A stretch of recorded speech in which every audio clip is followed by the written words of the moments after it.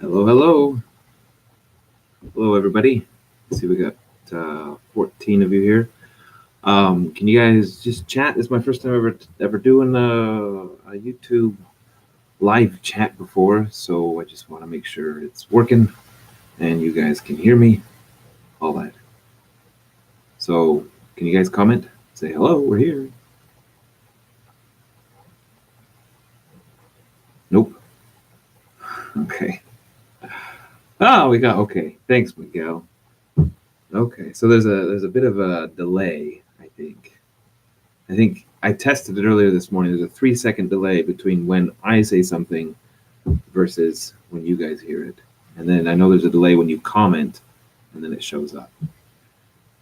I was stuck, but you have to refresh the page. There you go. Okay, good. So welcome to my class. This is pretty exciting. Principles of Macroeconomics, I think, is one of the more interesting classes you'll ever take in your whole career. I also think that I hope by the end some of you might switch majors and become econ majors, because it's a cool major and it really prepares you for a lot of different kinds of careers. So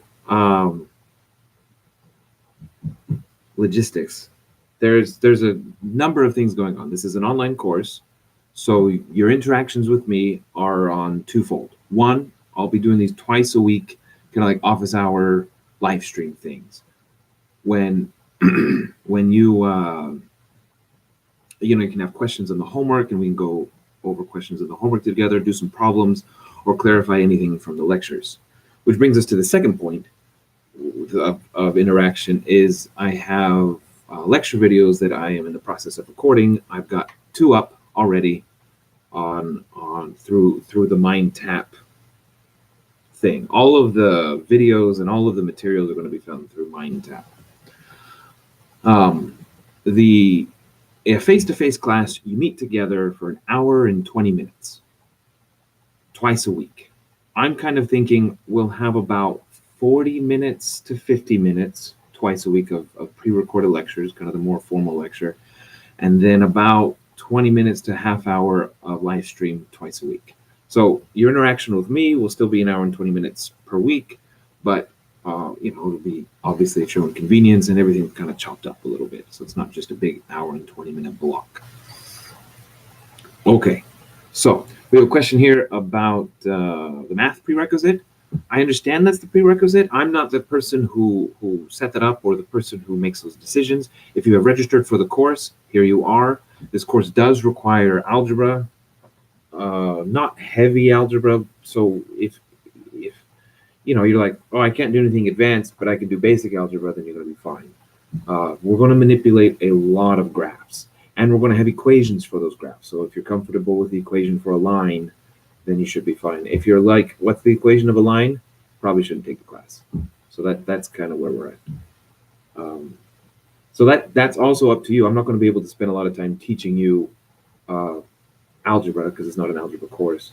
But if you know it, you took it a while ago, you're a little rusty, and you want to maybe use an office hour or live stream for it, that's cool. That's fine. Any other questions? So I'm going to go through the syllabus. Oh, I'm going to get new equipment. It's actually in the mail. I just got an email. They said it got to the post office on campus, but they haven't delivered it to the department. So I'm going to get a fancy camera, a microphone. Right now, we're just suffering through my 6-year-old laptop's webcam. Okay, so web hours at school, office hours at school. Yeah, I've got those. You can get, I have them in the syllabus, like explicit. They are 3 to 4 p.m. on Tuesday, Thursday, so you can just drop by whenever you want. Or there's a link on the syllabus that you can go to the Calendly website there and just punch in an hour, and it's all automatic. So you don't even have to send me an email. I put up like other hours where I know I'm going to be around, so I can expect to see you. And you can always, if you just by McElhenney Hall, just swing by. I usually have the office door open, and I'm happy to see you. So we can meet in person, we can meet via the web, however you like. Okay, so I don't have share screen hooked up. I tried to do that earlier. I will, but not on my laptop. I have it set up on the other one, but the other one doesn't have a webcam. So You're just going to have to bear with. So go to Blackboard, download the syllabus so you can follow along on kind of the logistics of the course. Okay, so there's me. I'm your professor. My name is Chris Clark. I'm originally from Las Vegas, Nevada. I grew up there, got my undergraduate at University of Nevada, Las Vegas, and my master's there. And hello, Juan Jose Sanchez. Sorry you're a little late. Well, I'm glad you're here. After my master's in econ, I went up to Washington State University and did work on a PhD in economics up there. After 4 years, I went back to UNLV for a visiting position. I taught there for another year. And then last year, I moved to Houston. So I'm beginning my second year at the University of Houston. Second year in the South, second year in this oppressive, muggy heat. Vegas is hot, but it's a dry heat. So it's a completely different animal. But I like it here. Houston's cool. It's got lots of things to offer. Excellent food. So I'm always looking for food recommendations. If you have food that you're into and desire to share, I'll give you a gold star, which is worth all the gold stars in the world. You have no idea how much a gold star is worth in my class. Okay, the other person in this class is Xuan Wen Lin. He is the TA. He wasn't able to be here for this live stream, but I'll drag him out here to help out. I don't have a particular designated thing for him to do yet. New class, new structure, all these different bits and pieces. So we'll see where he fits, but he's going to help out on the odds and ends. He is just starting. He's a first-year PhD student, and I met with him this morning, and he's pretty excellent. Okay, what do we do in this class? The macroeconomic theory class.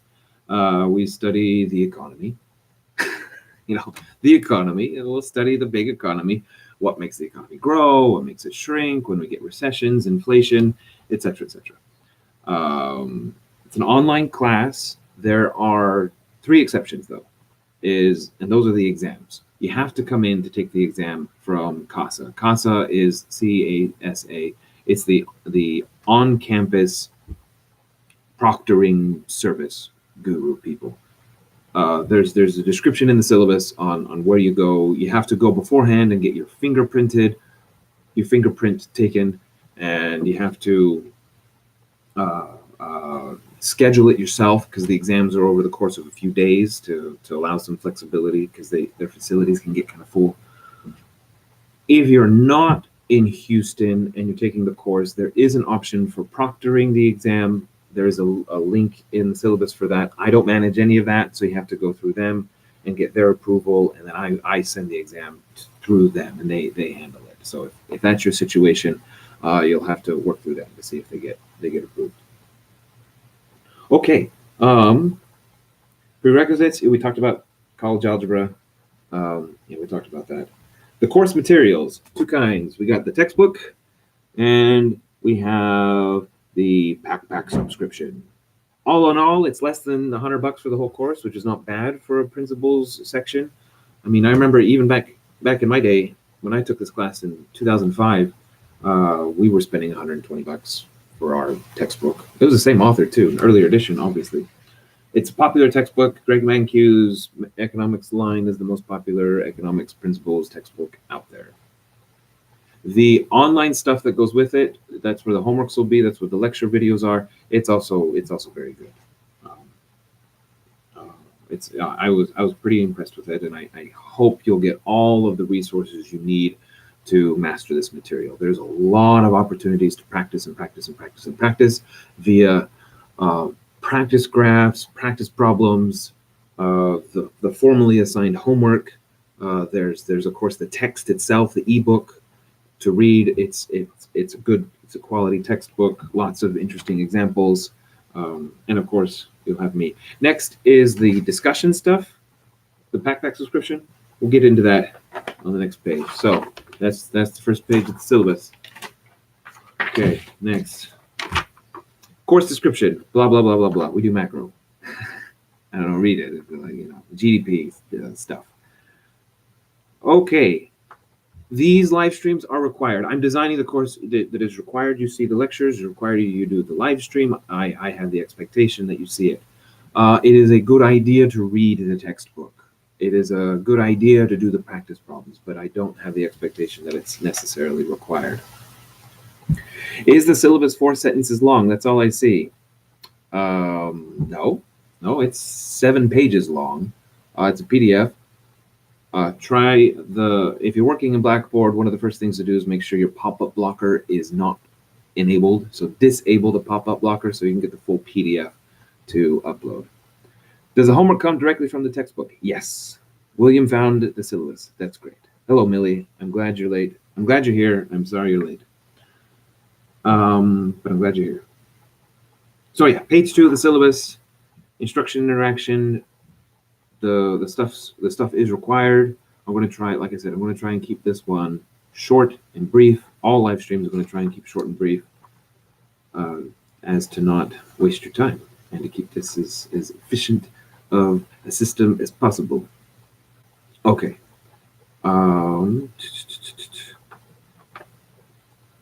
Okay, your course has homework. Homework is worth, here's your little breakdown. I'll try to hold it still. Homework is worth 30%. Discussion is 15%, so that's significant. It's worth quite a bit. Your test, first exam, only 13% because it's your first go.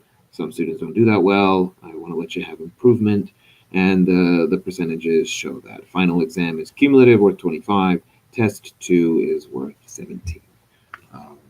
I care more about whether you know the material in April, May, over whether or not you know the material. Oh wait, we're fall semester. I care whether you know the material in November, December, much more than whether or not you know the material in September. And so the percentages reflect that. Okay. Proctored exam. Yeah, no, we talked about that. So page 2 is done. Page 3. Homework. Homework is via the textbook. It's just standard textbook homework via MindTap. You access MindTap through the Blackboard. Click the link. Get onto MindTap. Again, make sure your pop-up blocker is not enabled. And there was some discussion between some other professors who've used it before. This is my first time using MindTap, but they suggest perhaps try a different browser if yours isn't working, and get in there. You do get a free 2 weeks of their Cengage Unlimited. I had a few students email me about that. Cengage Unlimited, my understanding is essentially if you have more than one class that is using a Cengage product, it's cheaper. But if you're not using more than one class with it, then don't. Homeworks are due every Wednesday. So we have 2 due dates. We have a due date for the homework, and we have a due date for the discussion questions, and they're not the same. I thought about making them the same, but, well, I needed the flow because I'm going to be releasing the videos on Monday and Wednesday, and I wanted to respond to your recent discussions. So the discussions are due on Sunday, and the homework is due on Wednesday.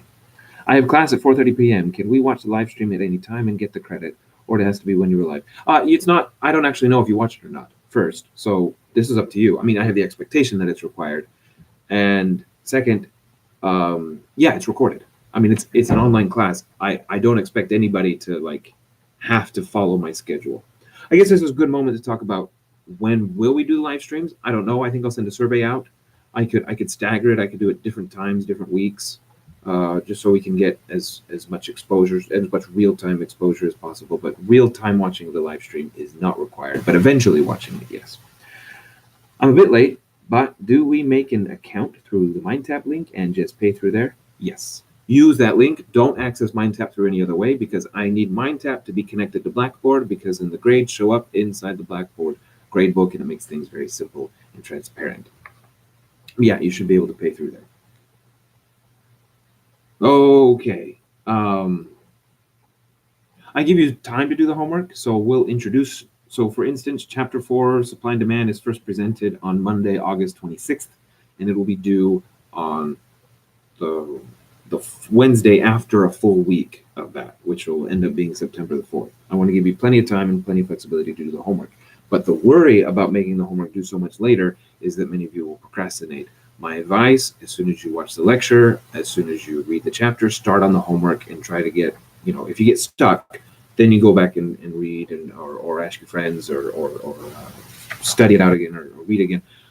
But try to stay on top of the homework as much as possible. Yes, the MindTap link is on Blackboard. It's right there. Those are the three things on Blackboard. The syllabus is right there. The MindTap link is right there. And then underneath that is the discussion instructions. I do want to say as well, if you're having technical difficulties with MindTap, here you go. Go to there. They will be able to help you. I won't. That's not my job. I tried when I first started teaching years ago. I was like, oh, I need to become an expert on the tech side of things. And then I decided, no, they generally have very good tech support. If they don't have good tech support, I need to know that because then I'll switch products. But my understanding is that Cengage's tech support has been very helpful for students, and that's important to me. The same should be said for all the tech stuff that we use. If customer support is not helpful, I need to know about it because then I'll switch products. I should say this, I don't get any kickbacks from any of the products that we use. It doesn't help me in any way. I want to just make this class as engaging and as effective as possible. So feedback on if anything's not working or if you're disappointed with it, especially if you shell out money, like because you have to shell out money for the textbook, you have to shell out money for the backpack. If you don't like it, I need to know. Do you replace the lowest midterm grade with final grade? I do not. I don't do that. No, all grades matter. All the homeworks matter. All the tests matter. I do have the scale, so the first test is not worth as much. And I also have this kind of, if you let's say you fail the first exam, you forgot to do a bunch of homeworks at the beginning, but then you got your act together and you worked hard and you studied hard, and then on the final you got an A in the class, even though like normally you'd get a D. I'd bump you up maybe to a C, depending. There's a lot of discretion there, and it's not written down. But I kind of have the philosophy: if you get an A on the final, or if you get an A, you keep improving throughout. I tend to reward you for that. But don't. That's not an excuse to be lazy right now. Don't be lazy right now because this class just goes. We got something new every week. Every week we're learning new, and every week the material gets more difficult, and the material builds on itself. Okay. So let's move on. Oh, we got another question. I'm not sure how to allow pop-ups in the MindTap because every time I open it up, it just goes back to the Blackboard and says the content has been blocked. Okay, so you go into your browser settings and you look at security and you look at pop-ups, and you can change it. Just go to the upper right side of your browser and go into your settings, and you can change your pop-up settings from there. Okay, discussions. So discussion boards for online class are notoriously terrible. For the record, I took one credit online course for physical. It was the lab for physical geography, my senior year of undergrad back in 2012. And it was okay. And it did not have a discussion session, but a discussion component. But I've seen it. I've had lots of friends take online courses. I've had lots of friends teach online courses, and they're very unpopular. But at the other hand, like we're trying to compensate for the fact that we're not in the classroom. We can't have a discussion together, and there's learning in discussions. So that's why we have them. These folks, they came up to me, this pack people, and they showed me the product, and I looked at it, and I said, hey, this is pretty good. It has a lot of similarities to Reddit, and I think Reddit is one of the best online forums for discussions out there. So you can't say online discussions don't work because reddit.com is one of the most popular websites out there. You can have productive online conversation. Half of social media is maybe less than half, but much of social media is a productive online conversation. I mean, the comment section of many news sites is garbage, but the way that this site is set up, I think it's got a lot of things in it that I hope will work. It has some automatic grading in it, so it'll tell if you wrote just a very poor question. So in the discussion, how it works is you write a question, and you write a little bit about the context of the question, and then you have to do two answers, either to your own question or you do another answer to another student. So that's what you have to do every week. And I'm pretty open-ended on what you're allowed to be curious about, as they put it. You can write about anything that has to be related to economics in one way or another. And I was seeing what people were doing on there and how it promotes, because if you write garbage, it'll tell you you can't do it. And if you don't get past the AI system, you don't get credit.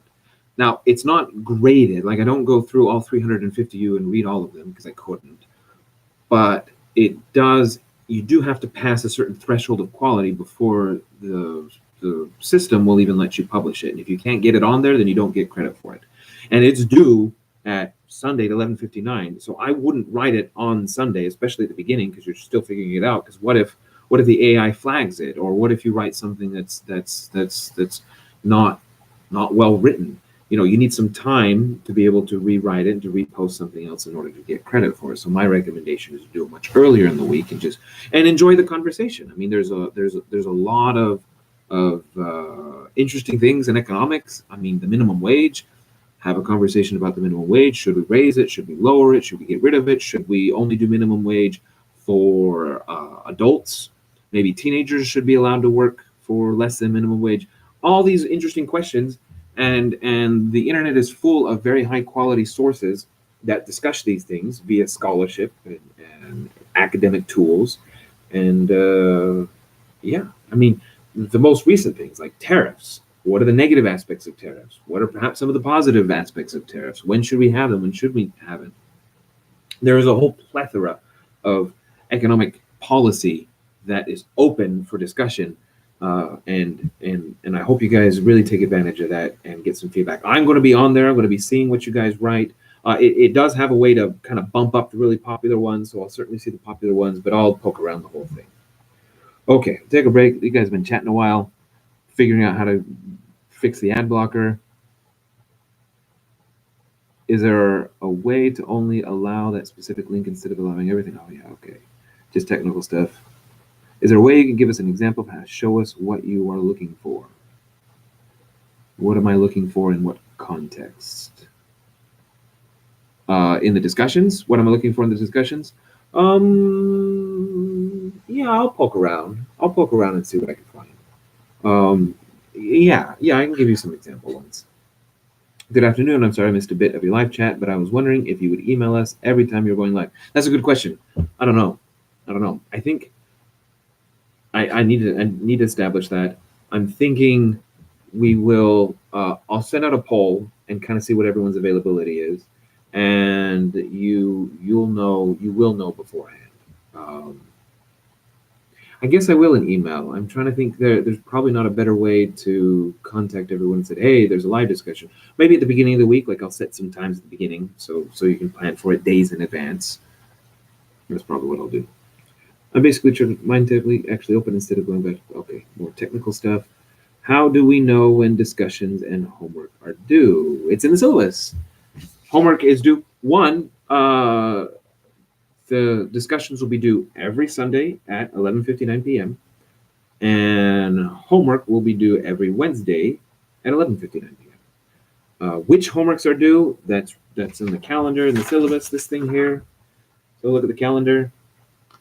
And the due date will be inside of MindTap for the homework as well.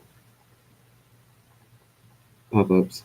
If we miss the live chat, where will the videos be posted? MindTap, next to the lecture ones. Next to the lecture videos. Okay, thank you. But I think emailing would be better for me, but whatever works for you. Oh, emailing for the live stream. Yeah, I think I'll do that. Because I have to give you a link. So these live streams, all the YouTube videos that I create are private. The number one reason I do that is because I'm not very careful whether I'm using copyrighted material or not. And by posting it private, one, I am allowed to use copyrighted material in a classroom. That's perfectly appropriate if it's small. Just small portions, but posting things publicly on YouTube, if you use copyrighted material, you can get into some trouble. So I'm primarily keeping it private for now. I mean, we'll see what happens years from now when I do this a few times. Okay, so here's some lists I put together. Like, you're like, hey, where's quality economic discussions? I'll tell you this: don't go to cable television or cable news. All three of them, MSNBC, Fox, or CNN, the quality of the discussion there is not as good as I would want it to be for this class. But don't worry, the world is full of very interesting sources. So I posted a whole bunch. New York Times has a section, The Upshot. That particular portion of the New York Times always does very interesting data analytics. If you want Democrat-leaning, the Nobel Prize economist Paul Krugman is probably the most famous left-leaning economist right now, the most active public economist. So not just someone who's doing work for academics, writing in peer-reviewed journals, but someone who is engaging in the public, writing opinion pieces and whatnot. So he's very liberal. He hates Republicans. But he's also very bright, so you have to pay attention to what he says, particularly if he's talking about economics. If he's doing politics, I'm not that much interested in that. This is an economics course, not a politics course. But if he's writing about economics, pay attention to what he says. Republican-leaning, I put two up. The Hoover Institute is a famous think tank. They're out at Stanford University. They're very conservative. They do quality work. Particularly their economic policy section here. And the link is in the syllabus, like the hyperlink. Also, Wall Street Journal is a conservative newspaper, and they're on par with New York Times. So the opinion section there sometimes is just about politics, but sometimes the opinion section of the Wall Street Journal will be making economic arguments. Oh, I also put, this is important for you UH students, Wall Street Journal, New York Times, etc. They all have paywalls. I mean, I think New York Times lets you use 10 articles per month for free. Wall Street Journal doesn't. But because you're a UH student, it's in the, you have a library access to it. So I put the link for that through the library. You can't get today's paper, but you can get previous days' papers just fine.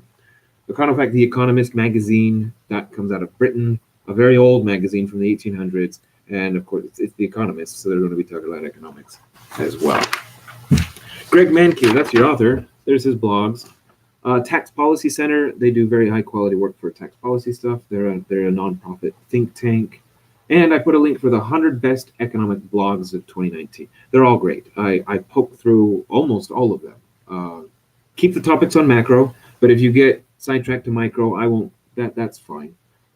Any of those blogs, I mean, some will be like really short, but other ones will give you some real thoughtful analysis and real time. So they're talking about like current issues that do it. And they'll kind of say, I mean, some of them have strong opinions on which policy is preferred than others. So sometimes they'll be arguing in favor of a certain policy. And there are macroeconomic data sources. The big one is FRED. FRED stands for the Federal Reserve Economic Database. And you can get tons of macroeconomic data. The system is very, very easy to use. So you say, hey, what's the GDP today? What was the GDP in 1960? Boom, you can just find the graph in 2 seconds. Okay. And how to do it. That's that. Here's the calendar. Here's our class. The exam dates are there. They're not fixed dates. Like I said, it's going to be over a window, but they'll be from that Wednesday through that Saturday. If you have questions over this, let me know. Late work? Yeah, no late work. Sorry, stay on top of things. You're in college now. No late work. That's my policy. Also, don't leave it to the last minute. If you're like, oh, my computer crashed.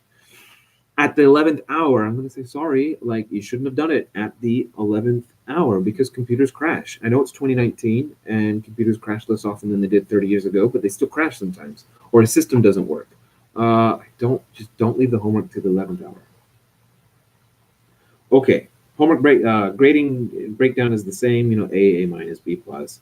I don't give D minuses, so you do have to get a 63 in order to get a D in this class. If you get a 62, it's an F. It's lots of professors do it. Not everyone does, but I do. You have to. I mean, this class is accessible, and you do have to put in the work.